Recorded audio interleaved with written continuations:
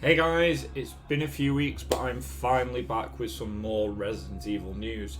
There's been a few things happening over the past few weeks that I have yet to cover because they're quite small things. They would have only lasted like a minute in a video, so I've decided to combine them all into this. We're going to go back to this quote here that I've got on the screen first, which came out. Let's see if we can get a date on this. So this was from Dusk Golem. As you all know, I speak about him many times before because he is connected to horror series or just scattered with them. He knows a lot of people in the industry and he gets a lot of information. So this was actually back on the 24th of June, I believe, when Dusk was asked, do you believe that Capcom will take the story even further with the Resident Evil 4 remake? Keep in mind we are yet to actually have confirmation that this remake is actually being made or by anything else other than leaks.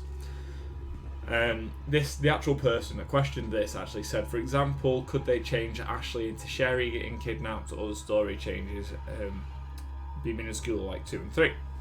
So I'm going to put my 2 cents here first. So Capcom have already said that every game is canon, which has caused quite a lot of confusion. But basically the way I see it is it's like remembering it again, and so you remember things slightly different multiple times. So say the original Resident Evil 2 and the remake were the exact same events. They are both canon, but they're almost being told by different people and how they saw it, kind of thing. So with this in mind, they would never remove Ashley and turn her into Sherry. I also believe that if you were to remove Ashley, you then have a bit of a strange presence when you go into 6, where, Leon with the president and stuff like that. But anyway, let's get back to what Dusk actually said. So, as you can see, I've actually got it on screen, so there's the quote. So I keep saying this, but I'll repeat myself. RE4 remake leaked too soon. Even with RE8, I think some would get suspicious. But yes, the story is an area focusing on expanding greatly. Not in the way you described, though. I guess the random thing I can toss out there is an example. As an example, is have you ever thought about what Dr. Salvador's deal was in RE4? No, well prepared to be intrigued. So obviously by this, he has said previously that he knows more than most about RE4 at the moment, the remake anyway.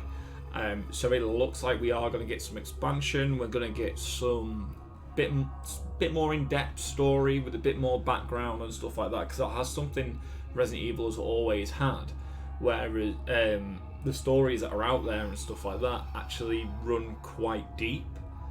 Even when you look into like side characters like Billy Cohen and stuff like that, his backstory is incredibly deep for a character that has only been in one game so far, if ever to show up again. Moving on from Resident Evil 4 and into Resident Evil 8, as you all know how excited I am about this game. I'm currently started playing through the series again. I'll be back actually on Resident Evil 0 tonight if everybody's interested. The producers have had a interview with, I think it's Famitsu, if I'm pronouncing that correctly. So this is a Japanese magazine ranked very highly in Japan. Basically, a lot of developers tend to go there first with it's their first details and exclusives and stuff like that. This interview consisted of 12 questions. I'm not going to go through all 12 because there's a lot there that they are basically just trying to tease and hide around. They're not giving you any information. They're just giving you a sentence that kind of goes, well, so there's one like development timeline, stuff like that. So we'll start here. So we've got question 2 was just entitled Chris. So Chris was in Resident Evil 7, as far as we know. What's he been up to since then? What's his relationship with Ethan and Mia?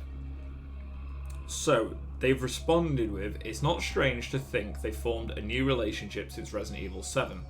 Based on their shared experience, we hope we gave players that impression, but we may defy your expectations. And then it says here that they laughed. So this is quite interesting to me because not always anyway, but one of the theories that's been out there is because of the drastic redesign of Redfield and the fact that in 7 he refers to himself as Redfield, not as Chris Redfield, that actually the guy that we see in 7 may not actually be Chris. So here for the guys working on it to say that, you know, they formed a relationship, to me kind of says, no, that was actually supposed to be Chris Redfield, that is, you know, the long-standing Redfield, that clone theory is out the way and stuff like that. There's one here that's, you know, it's quite interesting again, because this is something they actually said when they showed the trailer originally. So the Roman numerals 8 appear in Village logo. Why didn't you call it Resident Evil 8? And the response was, you can say the Village is another protagonist in the game. We want players to clearly understand that. So I really don't know how that's going to work. So there's going to be something there that basically says that this village is almost alive and has its own storyline itself. But I'm really intrigued to see how this works, because this is the one thing that, I mean, my mind runs wild with theories and stupidly going off the rails and stuff like that. I can't think of anything to say that, what is this? Where is this going to go? Question 4 was his story. The trailer says his story comes to a close. Who is this referring to? Now this is the most interesting question for me, because we'll let you decide. So, 1, is their story actually ending, or is this just a complete destroy your mind, let's get you really going, oh crap, what's going to happen? But we'll just have to wait and see. But then it says, but know that Village is a sequel to Resident Evil 7 and serves as a conclusion to its story. So for me there, if this is a conclusion to 7, and that's what we're pushing it more than anything, that this is the rightful end to 7, then the end of that storyline is Ethan. To me, it's the only way it can be, unless it's Chris and Blue Umbrella.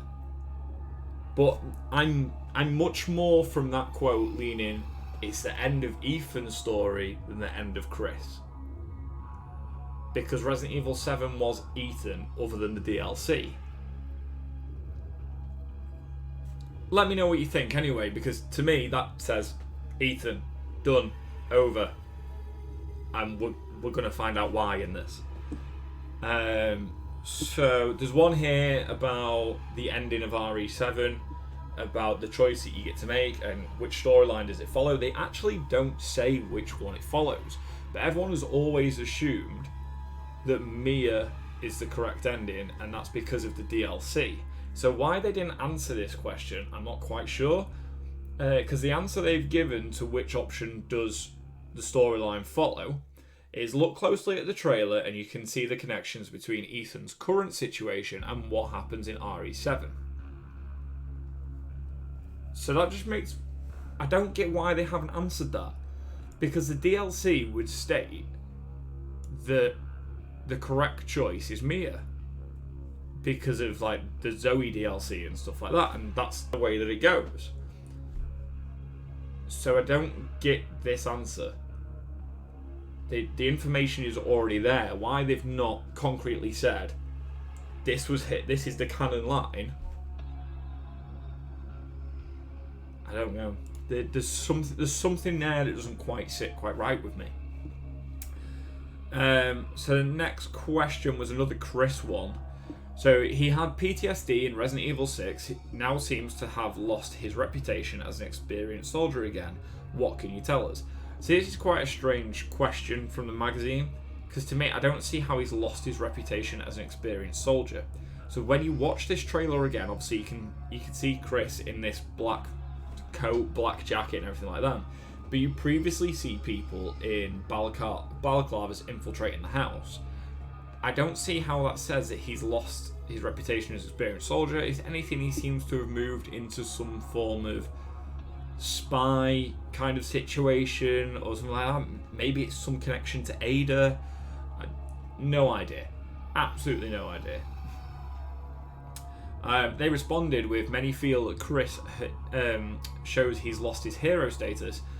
Many have guessed why. Look forward to the game. So again, it's something where they're not giving out any information. They are literally hanging us on the edge of leading any storyline information out there. They'd be dangling a carrot in front of our faces and go on, you might have guessed it, but keep going.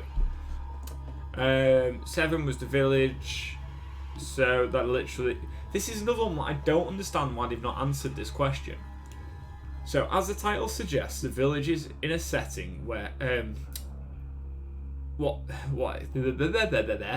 the title suggests, the village is the setting. What's the extent of it? What country is it in? So we know from the screenshots that there's a currency. That screenshot is the currency of Romania. If you've seen my other video about the symbolism in the trailer, then you know there's a lot of Romanian folklore and history stuff kind of in there as well. So why, oh why, would the producers answer this question with, we can't answer to what extent, but all we can say is it's set somewhere in Europe? Are they trying to push for them people that believe that RE8 is actually in the same village as 4? Because we know, well, many people that have played through all the series and stuff like that will know that's not possible. Well, no, that's definitely not it. So I don't get that. I don't get why they've not answered that, unless it's because they're loving the rumours of people talking about it and coming up with all these theories that they don't outright want to say anything.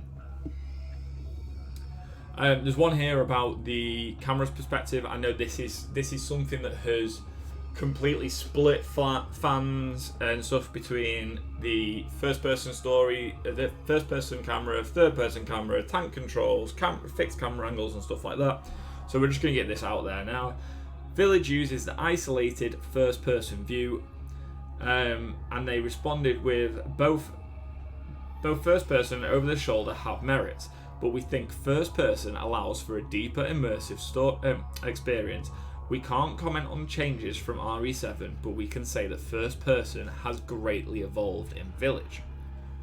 So now, I really want to know what this is, because to me, first person is first person. There's not a lot there that's changeable, other than, you've got your UI, you've got your, whatever damage effects and stuff you have. So I'm going to be really interested in how this has changed. And that... no, that's not the end of the interesting one. Not at all. So, this here is the last of the interesting questions. I'm not going to cover on the other ones because they just talk about how puzzles are a key part of Resident Evil and stuff like that and next gen. So, in the trailer, one of the creatures looks like a werewolf. It felt terrifying in a way I never felt before. Were they human, they looked different from zombies and ganados. I can never pronounce that.